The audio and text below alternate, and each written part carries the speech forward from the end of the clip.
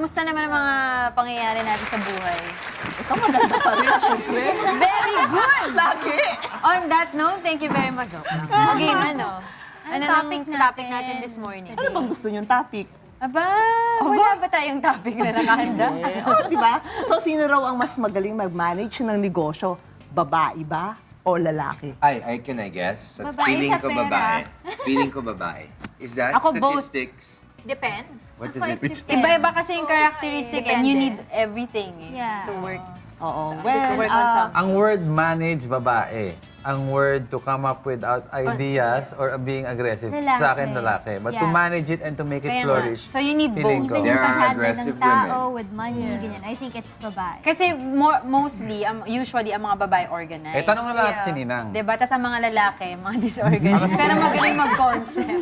Ay, gano'n. Tsaka mas diba? risk taker kasi ang lalaki. Lalaki. Tama ba? O, tama. Maraming mga katangian yung babae at saka yung lalaki. Traditionally, yun talagang mga lalaki ang mga leaders. Nakikita natin, di ba? Leader of the country, leader in business. Kasi ang tingin natin sa mga lalaki, they are very firm, strong, decisive. Pero hindi na ngayon. Oo. The women have arrived. So, tayo na ngayon yung... Oo, kasi why? Because yung mga babae can engage their staff. Why? They are very good in communication. Nakaka-relate sila, may empathy sila sa mga empleyado. And that's very important. Yung mga lalaki, tinitignan lang parang isip lang. Isip lang lagi. Pero yung mga babae, di ba? Natural sa atin yung very nurturing tayo. Yes. Mapapag-alaga tayo sa mga empleyado. And ngayon, yung mga yung kasing mga company, hindi na lang yan tinitreat na talagang business.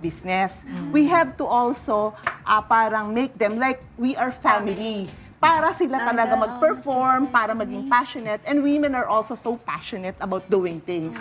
So yon, so they are very good communicator, they are very good in community building. And they stick to their course Kasi siyempre, mga lalaki minsan, they have a tendency na maligawan some other interests. Kasi sa lawahan ng mga lalaki. Hindi Ano yung naman. sinasabi nila?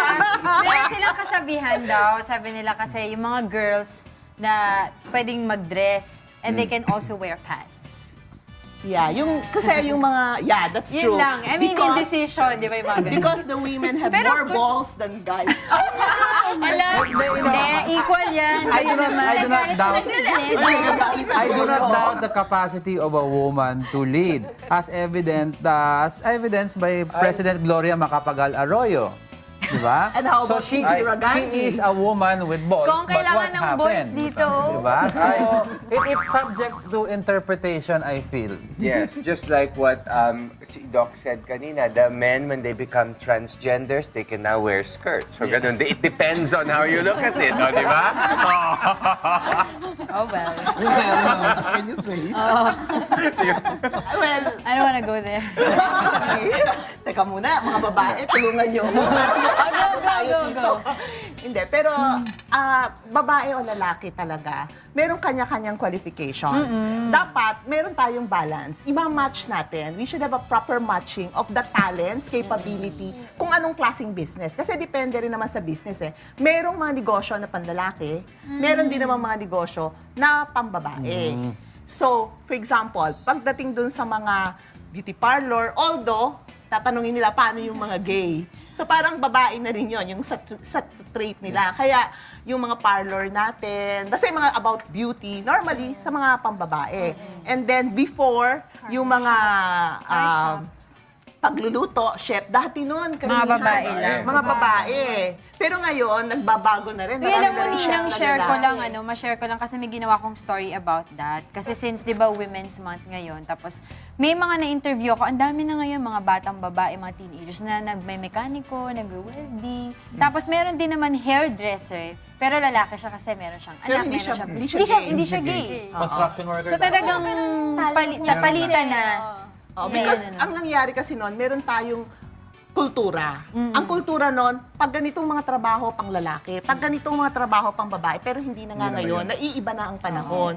Kasi lahat pwede na rin gawin ng babae at lahat pwede na rin gawin ng lalaki. Kaya yung mga lalaki, hindi lang pwede mga anak. So, yung mga lalaki dapat tumutulong na rin sa pag-aalaga sa mga diba? Masama loob mo sa lalaki, Yes, ang question ko Nina ngayon is, I'm not saying kung sino mas magaling and what. Ano yung tailor fit for a man in terms of business? Ano yung tailor fit for a woman? Hindi rin natin masasabi na tungkol sa kasarian. Ang tanungin natin, ano Strength. yung interest, ano yung strength ng babae at lalaki? Ano yung gusto niyang gawin sa buhay niya? Passion. Oo. Also. Yung talaga ang magdidictate kung ano yung passion natin sa buhay. Okay. Kung ano ang dapat nating gawin sa buhay, kahit na negosyo, kahit anong bagay. So wala yan sa kasarian. Wala Diba? sa kasarian. Although generally, merong talagang mga traits ng mga babae, like masyado tayong meticuloso, tayo yung madetalye. Perfectionist. So siguro yung mga mga business na gano'n, siguro yung mga babae, meron din namang, kasi titingnan din may genes di ba, Doc? Yung Yeah. may genes na pag lalaki, may ganito, iba yung composition Born to be a nila. leader, born to be a Oo. follower. Yung mga ganyan. Pero makikita rin natin, in terms of strength, no? Siguro physical strength. Pero may mga konti lang yung babae kasi nasa into physical, yung Things. talagang things, no? But then, like, mga sundalo ngayon, may mga babae na rin sundalo. At meron ng combatant na Oo. So, talagang isipin lang natin, ano ba talaga yung gusto natin gawin sa buhay.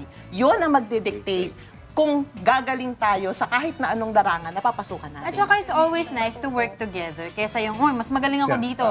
Diba? Yes, that's very Teamwork. important point, Teamwork ha? yun. Tama. Kailangan, meron kasing mga tao na magaling talaga yun nga, yung sinasabi ko kanina na engaging people. Mostly, yung mga women, yun ang mas magaling na, kasi nga very nurturing. Kaya mas magaling sila sa team Mag-handle building. ng tao Oo. din. And then, most men, hindi naman lahat, no, yung ego nila, ang feeling lagi may superiority complex.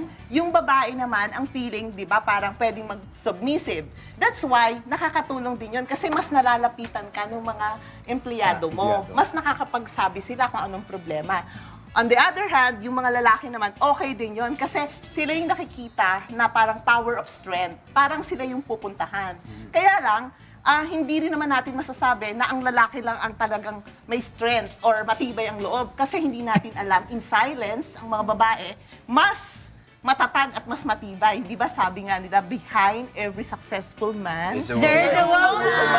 oh, yun. Woman! So ano yan, titingnan natin, babalansehin natin, depende kung anong negosyo, depende kung anong panahon, anong pagkakataon, and then depende sa qualification, sa experience nung tao, at yun ay ibang match natin.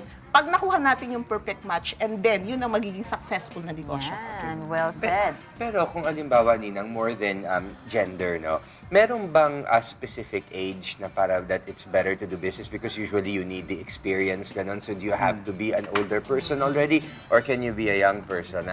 Paano yun? The younger you start, the better The younger to do you start. business. Okay. But of course, you have to also, what kind of business? Siyempre, pag bata, pwedeng yung mga pagtitinda muna ng ice candy. It's already a Depende sa training. Yes, Oo. it's a business. Hindi ka naman pwedeng kaagad mag-analysis or mga, yung mga complicated.